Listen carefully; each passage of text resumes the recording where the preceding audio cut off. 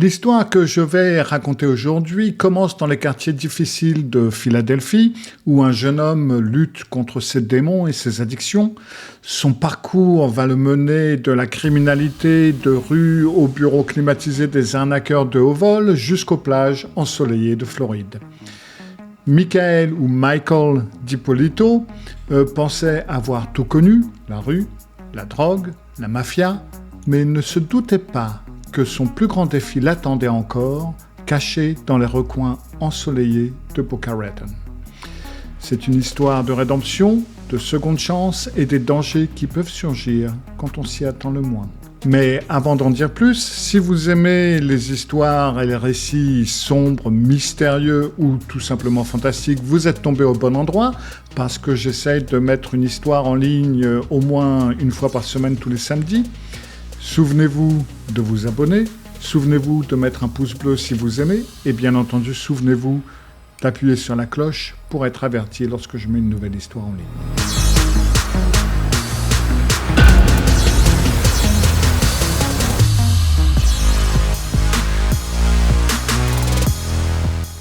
Michael DiPolito, ou on va l'appeler Michael DiPolito, grandit dans un quartier très difficile, donc du sud de Philadelphie, où la violence, la drogue, la prostitution sont juste des éléments tout à fait normaux de la vie quotidienne. Alors déjà à un jeune âge, tout comme ses parents, Michael devient alcoolique, il développe de fil en aiguille une très grave dépendance à la drogue qu'il finance en vendant de la drogue. Bref, une histoire relativement classique où il finit par abandonner le lycée, devient sans-abri dans la rue, il dort dans des bâtiments abandonnés la nuit pour rester au chaud. Et donc en 1993, alors que Michael est toujours donc dans le sud de Philadelphie, il est arrêté pour la première fois. Il est accusé de possession d'une drogue quelconque, les rapports n'en font pas plus mention que ça, et il a l'intention de la distribuer. Et Michael ne se présente tout simplement pas au tribunal, donc il y a un mandat d'arrêt qui a été mis contre lui. Il parvient d'une manière ou d'une autre à échapper à la capture par la police, et en 1997, il fuit la Philadelphie du Sud, enfin Sud-Philadelphie complètement, et atterrit en Floride, dans une ville qui s'appelle Boca Raton. Peu après son arrivée là-bas, il est arrêté une deuxième fois. Cette fois, c'est pour avoir proposé à un policier en civil 15 $ en échange de relations sexuelles. Donc, Michael plaide coupable de sollicitation de prostitution, comme on appelle ça aux États-Unis, et il est simplement relâché. Un an après l'arrestation pour prostitution, Michael est poursuivi par une ancienne petite amie qui s'appelle Karen Tan et qui affirme qu'il est le père de son fils, enfin du fils de Karen. Un test ADN confirme cette affirmation. Encore une fois, Michael ne se présente pas au tribunal et peu après, Karen abandonne simplement et retire sa plainte. Donc Michael est probablement très soulagé lorsque ça arrive parce qu'à l'époque, il gagne presque pas d'argent il travaille un petit peu au travers d'une agence d'intérim. Et donc, une fois la poursuite abandonnée, Michael se dit, là, il va falloir que je sorte, que je gagne de l'argent et de l'argent réel. Donc, il commence à chercher et il est présenté à des associés de la famille Bonanno de New York. C'est l'une des 5 familles de la mafia de crime organisé aux États-Unis. C'est la mafia italienne. Après que la mafia ait rencontré Michael, il l'apprécie et il lui offre une opportunité de travail, qui est bien entendu illégale. Il lui donne un rôle dans ce qu'on appelle les boiler rooms, c'est-à-dire les salles des chaudières. C'est une expression pour un groupe d'escrocs qui est dans une salle avec des ordinateurs et qui contacte des gens en leur vendant des systèmes pour gagner de l'argent très rapidement et ils se font payer et en fin de compte, et ils leur prennent leur argent. Tout bonnement. Ça s'appelle des boiler rooms, enfin des salles des chaudières, parce qu'à l'époque, alors avant l'époque de Michael, c'était fait justement des choses qu'on faisait depuis les salles des chaudières dans les caves, parce que ça se voit pas, etc. Et donc, du coup, on a gardé l'expression. Michael, qui est un vendeur naturel, devient vraiment très très bon pour tromper les gens et les faire payer. Et donc, finalement, il se dit qu'il pourrait gagner beaucoup plus d'argent s'il crée sa propre salle de chaudière, où sa commission pourrait bien entendu être beaucoup plus élevée sur l'argent qu'il vole. Donc, assez brusquement, on ne sait pas trop de quelle façon, il quitte la mafia et leur salle de chaudière pour faire sa propre salle de chaudière. Et il n'en fait pas seulement une, mais il en fait deux de salles de chaudière. Il faut savoir qu'on ne sait pas comment la mafia prend ça, on ne sait pas les conditions sur lesquelles ça s'est passé. En 2002, Michael a empoché 155 000 $ d'argent volé, ce qui est quand même pas mal, et donc il a tout dépensé en hôtel de luxe, en voiture, en téléphone rose, mais pas de chance, parce que donc en 2002, la police découvre la salle de chaudière ou les salles de chaudière de Michael. Ils les font fermer et Michael est arrêté pour la 3e fois, sauf que cette fois, il va au tribunal, il passe en jugement et il est condamné à 2 ans de prison et 28 ans de mise à l'épreuve. Et il est ordonné de rembourser les 155 000 $ qu'il avait volés. Donc, Michael ne purge que 7 mois de sa peine de prison, qui logiquement était de 2 ans, mais c'est plus que suffisant pour avoir un énorme impact sur lui. Donc, Michael vraiment déteste la prison, il a détesté chaque seconde de la prison, donc pendant ces longues nuits d'insomnie qu'il a tenu éveillé dans sa cellule, il s'est promis à lui-même, quand il serait libéré, qu'il ne reviendrait jamais. Jamais. Et donc, en 2003, quand il est libéré, il entre immédiatement dans un programme de désintoxication. Il commence aussi à aller à la salle de sport chaque matin et à étudier pour avoir son bac. Il passe son bac quelques mois plus tard et il va également démarrer une entreprise légale. C'est une entreprise de marketing numérique qui s'appelle Mad Money Inc. pour Incorporated. Et au cours des années suivantes, Michael fait de son mieux pour rester dans le droit chemin et pas avoir d'ennuis. Et pour la plupart, ça se passe tout à fait très bien. En 2008, Michael est toujours sobre, malgré quelques petits écarts. Et il est toujours concentré sur sa forme physique, sur sa santé, sur son entreprise. Mad Money marche plutôt bien. Ça lui rapporte près de 100 000 $ par an, ce qui est très bien. Mais sa vie amoureuse est devenue un petit peu compliquée. Il s'est marié en 2007 avec sa petite amie de longue date, qui s'appelle Maria Longo, et qui était restée d'ailleurs à ses côtés lorsqu'il est allé en prison. Mais en 2008, alors que Michael a 38 ans, il trompe Maria avec une agent immobilière de 26 ans, qui s'appelle Dalia Mohamed, qu'il avait rencontrée dans un Starbucks. Et au lieu que leur liaison soit une aventure d'un jour, une aventure en quelque sorte, comme ils l'avaient prévu tous les deux, Michael et Dalia tombent très rapidement amoureux l'un de l'autre. Et quand cela se produit, Michael va voir sa femme, Maria, et il lui avoue, et ils divorcent tous les deux. Et juste 3 jours après la finalisation du divorce, Michael et Dalia se marient. Les jeunes mariés emménagent dans un tout nouvel appartement que Michael avait acheté pour eux à Boynton Beach. C'est une belle ville en Floride du Sud.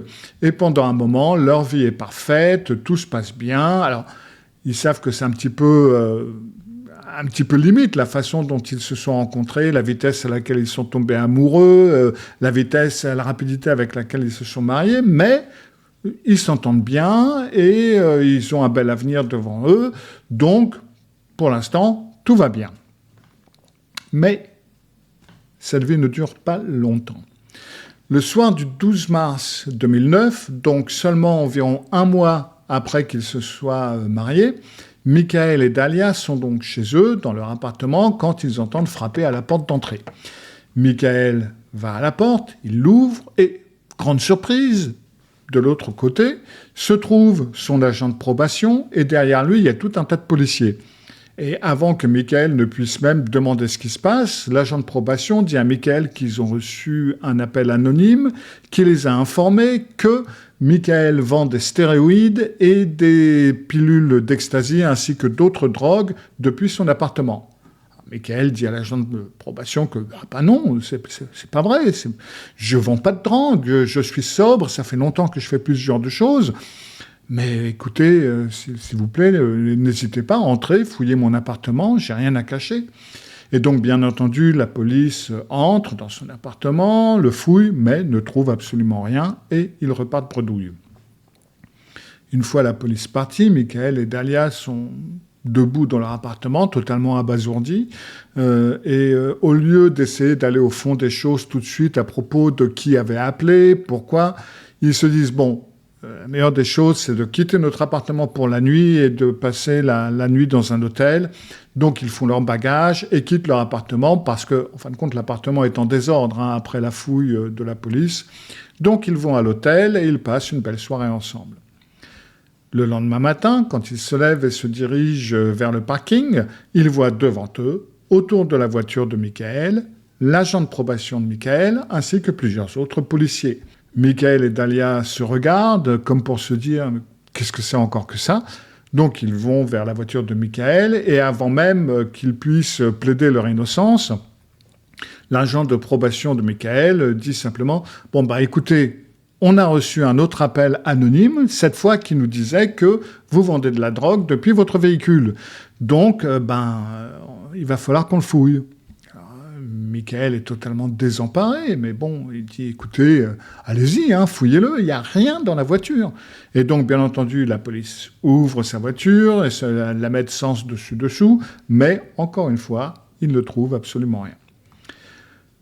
Au cours des 15 jours suivants, la seule chose dont Michael et Dahlia peuvent parler, c'est « mais qu'est-ce qui se passe ?» Qui passe ces appels anonymes qui affirment que Michael vend de la drogue depuis l'appartement, depuis la voiture? Ça ne colle tout simplement pas. Alors, ils se disent c'est peut-être une grosse erreur quelque part, mais tous les deux pensent, sans le dire vraiment, au passé assez trouble de Michael, de ses relations précédentes avec la mafia, avec les gens qu'il a escroqués. Est-ce que parmi eux, parmi son passé, il y aurait quelqu'un qui chercherait à se venger de Michael et peut-être de le faire arrêter et renvoyer en prison parce qu'il se dit que les quelques mois de prison que Michael a fait ne sont pas suffisants pour les dommages qu'il a causés. Le 29 mars, donc 17 jours après cette première descente dans leur appartement, ce soir-là, Michael et Dahlia ont dîné dans un restaurant et quand ils partent et se dirigent vers le parking, one more time, autour de la voiture de Michael se trouvent plusieurs policiers qui l'attendent. Donc même plus besoin de demander pourquoi ils sont là, Michael et Dahlia vont vers eux et commencent à les supplier de comprendre que c'est un coup monté. Nous n'avons pas de drogue dans la voiture, nous ne savons pas ce qui se passe ici. S'il vous plaît, vous devez comprendre que quelqu'un nous fait ça, il y a quelqu'un qui nous harcèle. Les policiers fouillent la voiture quand même et, cette fois, ils trouvent quelque chose. Dans la voiture de Michael, la police trouve un petit sac de cocaïne coincé à l'intérieur d'un paquet de cigarettes qui est caché sous son pneu de secours dans le coffre. Et quand Michael les voit sortir la cocaïne, il commence à pleurer parce qu'il sait que même si c'est pas la sienne, même s'il sait qu'il l'a pas mis là, il risque d'aller en prison parce qu'il va être arrêté en possession de cocaïne et qu'il est en liberté conditionnelle, donc il est fichu. Donc il commence tout simplement à pleurer, à supplier la police de comprendre que la cocaïne n'est pas à lui. Il jure que ce n'est pas à lui.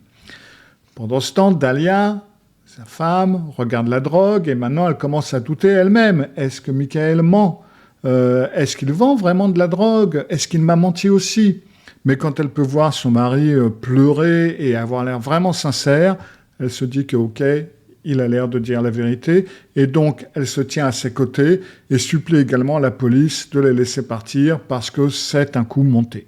Et étonnamment, ces policiers qui sont en fin de compte au courant des descentes précédentes dans la propriété de Michael et de Dalia, leur disent « Bon, écoutez, nous on pense aussi que c'est assez suspect que quelqu'un continue d'appeler à propos de vous qui vendrez de la drogue par-ci par-là, et maintenant comme par magie, un tout petit sachet de drogue qui est dans votre voiture, c'est un petit peu bizarre. Donc, nous, ce qu'on va faire, c'est qu'on va confisquer la cocaïne, bien entendu. On ne va pas vous arrêter, mais à la place, vous rentrez chez vous, soyez prudents. Et si vous voyez quelque chose d'étrange, appelez-nous. Si vous entendez quelque chose d'étrange, contactez-nous. Et nous, on va commencer à enquêter pour découvrir qui passe tous ces appels anonymes. » Donc, Michael et Dalia sont bien entendu très soulagés d'entendre ça. Mais en même temps, ils sont un peu terrifiés parce que clairement, la personne qui cherche à mettre Michael dans le pétrin est maintenant prête à s'introduire dans sa propriété pour le faire. Alors, c'est la voiture, mais à quand passera-t-il à l'appartement? Et risque-t-il d'y planter de la drogue également? Donc, après le départ des policiers, Michael et Dalia sautent dans la voiture, retournent en toute vitesse dans leur appartement, entrent, le fouillent de fond en comble à la recherche de tout signe que quelqu'un y aurait été récemment, ou s'il y a de la drogue ou quelque chose d'illégal à l'intérieur de leur appartement. Après avoir tout regardé et n'avoir rien trouvé, ils verrouillent les portes, ferment les fenêtres, ferment les stores et prient pour que la police puisse rapidement identifier qui leur fait ça et qui essaie de les faire arrêter. Mais au cours des mois suivants, la police ne découvre pas qui est la personne qui appelle, qui passe ses appels anonymes, pour la bonne raison que l'appelant a arrêté d'appeler. Et donc, pendant un certain temps, Michael et Dalia se disent « Bon, bah ok, cette épreuve est maintenant terminée » et ils retournent à une vie pratiquement normale. Mais le 5 août 2009, donc environ 4 mois après que la cocaïne ait été trouvée dans la voiture de Michael, les choses se compliquent. Ce matin-là, vers 5h45, donc 6h moins le quart, Dalia quitte l'appartement et laisse Michael au lit. Elle se dirige vers la salle de sport locale pour faire sa séance d'entraînement. Vers 6h30, quand elle descend du tapis roulant, elle regarde son téléphone et elle voit qu'elle a un appel manqué d'un numéro qu'elle ne connaît pas. Et donc, ce numéro lui a laissé un message vocal. Donc, elle appelle sa messagerie vocale, elle met son oreille et en écoutant, son cœur commence à s'emballer parce que c'est un inspecteur de Boynton Beach qui lui dit qu'il y a eu un accident dans son appartement et qu'elle doit revenir immédiatement. Terrifiée, Dalia attrape ses affaires, court hors de la salle de sport, monte dans sa voiture, rappelle le numéro et quand l'inspecteur décroche, elle essaye d'obtenir plus d'informations de sa part sur quel est cet accident, qu'est-ce qui s'est passé. Et l'inspecteur lui dit seulement que cela concerne son mari et qu'il lui expliquera tout quand elle reviendra, quand elle sera là. Donc, elle est dans un état de choc quasi total. Elle démarre sa voiture, elle sort en trompe du parking et elle se dirige vers son appartement. Quand elle tourne le coin de sa rue, elle peut voir son appartement et elle freine et elle reste à regarder là. Devant son appartement, il y a toutes ces voitures de police avec leurs gyrophares allumés. Il y a des policiers qui marchent autour de ce ruban jaune qui délimite la zone, généralement une zone de crime. Il y a tous ces photographes de police scientifique qui prennent des photos de son appartement, etc.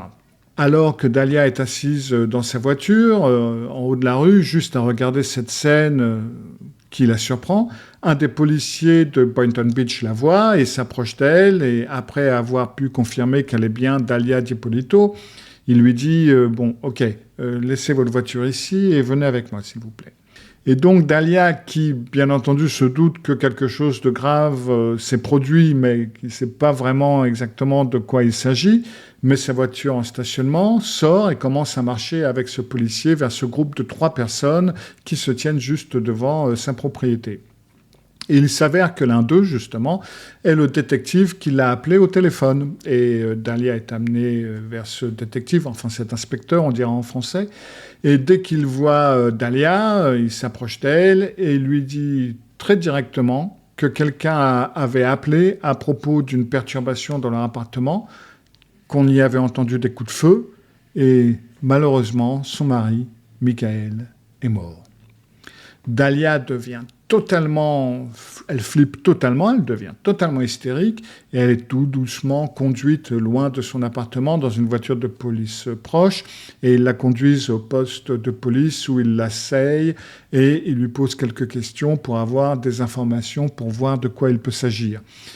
Ils lui disent « Écoutez, vous venez juste de l'apprendre, mais nous, on sait qu'il y a toujours un tueur en liberté, on n'a pas attrapé le bonhomme qui a fait ça.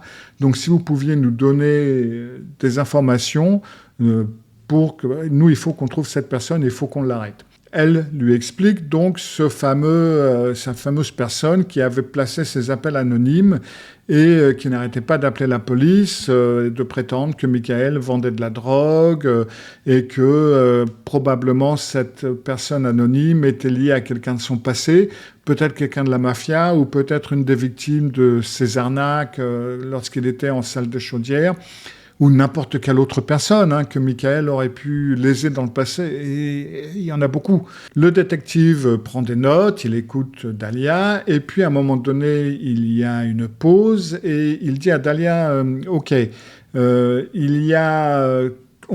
a trouvé quelqu'un, et j'aimerais savoir si c'est quelqu'un que vous connaissez ou que vous pouvez reconnaître.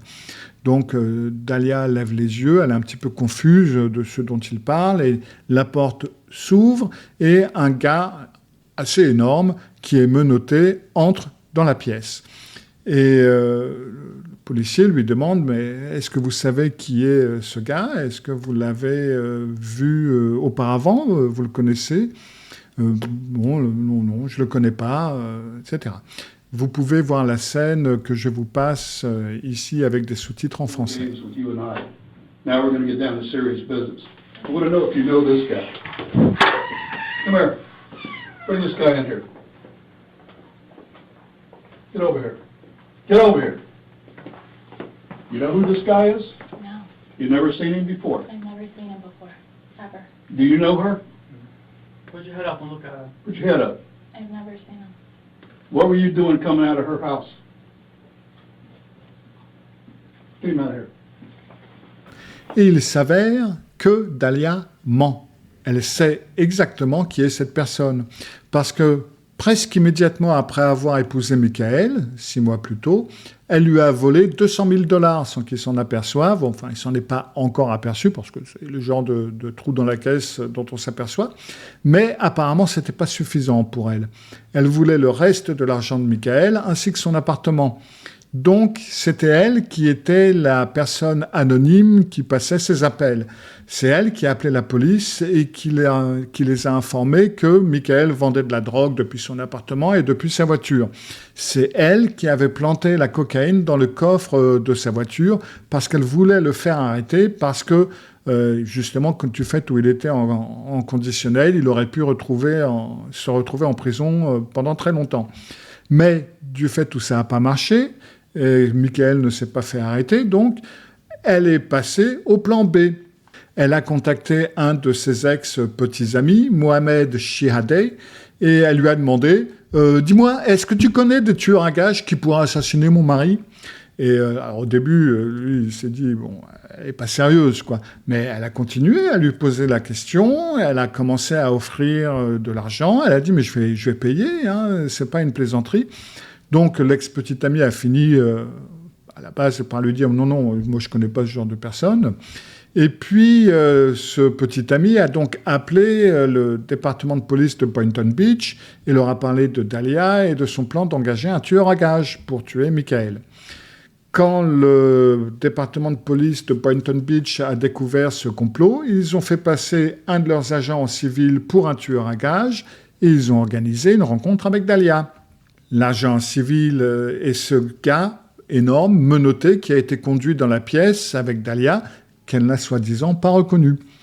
Donc Dahlia rencontre cet agent civil, ce faux tueur à gages, elle monte dans sa voiture et il y a une caméra cachée sur le siège arrière qui la filme tout le temps. Et elle est filmée en train de dire que oui, elle veut tuer son mari, elle donne de l'argent à l'agent civil et alors qu'elle s'apprête à sortir, l'agent se tourne vers elle et lui dit « Vous êtes sûr de vouloir faire ça parce que dès que vous partez, ça y est, c'est fait, je vais tuer Michael et vous ne pourrez pas m'arrêter. » Et la réaction de Dahlia, c'est bon, « Non, non, il n'y a pas de changement, je suis déterminé, je suis positive à 5000%. » Donc le département de police de Boynton Beach a toutes ces informations sur ce que Dahlia pense qui va se passer et ils décident qu'ils peuvent utiliser ces informations pour la piéger. Donc il se trouve qu'il y a une émission de télé-réalité très populaire aux États-Unis qui s'appelle Cops, les flics, et qui filme dans la région. Donc le département de police de Boynton Beach permet à Cops de faire partie de ce piège élaboré et donc ils ont pu filmer tout ce qui s'est passé. Donc ce matin du 5 août, Dahlia se lève, quitte son appartement à 5h45 et se dirige vers la salle de sport, sachant, enfin dans son esprit, que le tueur à gages viendra chez elle juste après elle, s'introduira et tirera 2 fois dans la tête de son mari, parce que c'est le plan donc qui avait été établi et qui a été filmé. Donc la police voit qu'elle part à 5h45 parce qu'ils surveillaient l'appartement. Ils se précipitent à l'intérieur, ils frappent à la porte, ils font descendre Michael, et lui, il avait absolument aucune idée que sa femme était en train d'essayer de le tuer. Donc, il vient à la porte, il est totalement confus, il est perdu, mais donc, il va avec eux et est escorté jusqu'au poste de police. Et puis, pendant l'heure qui suit, la police met en place une scène de crime très convaincante, de toute façon, ils ont l'habitude, juste devant l'appartement. Une fois que tout est installé, l'inspecteur appelle Dahlia et lui laisse un message vocal pour lui dire qu'il y a eu un accident, vous devez revenir à votre appartement. Quelques minutes plus tard, lorsque Dahlia les a rappelés et leur dit « voilà, j'arrive », l'équipe de télévision de l'émission Cops s'est installée dans les buissons et se sont préparés à filmer ce qui allait se passer ensuite. Là, vous allez voir un jeu d'acteur presque digne d'un Oscar. Listen, we had a report of a disturbance at your house and there were shots fired. Is your husband Michael? Okay, I'm sorry to tell you, man. He's been killed. He's been killed, man. I'm sorry. No, he's not. Listen. No. Try to calm down. Listen. Right now, we need to get you to the station. No. We need to get you to our police station.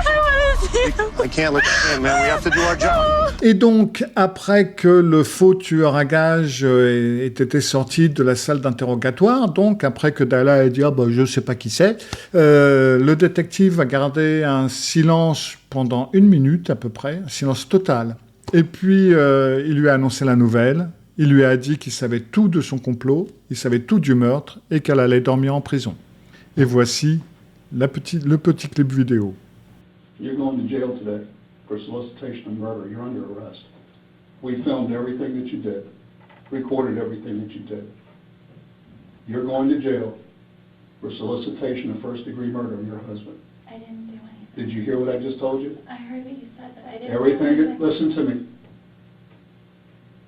Everything has been recorded. You were photographed in the convertible when you sat in his car in the front of CVS. What do you want to do? What do you want to do here? I didn't do Dahlia? anything. Listen to I me. didn't do anything. You're going I to didn't jail. do anything, please. I didn't do anything.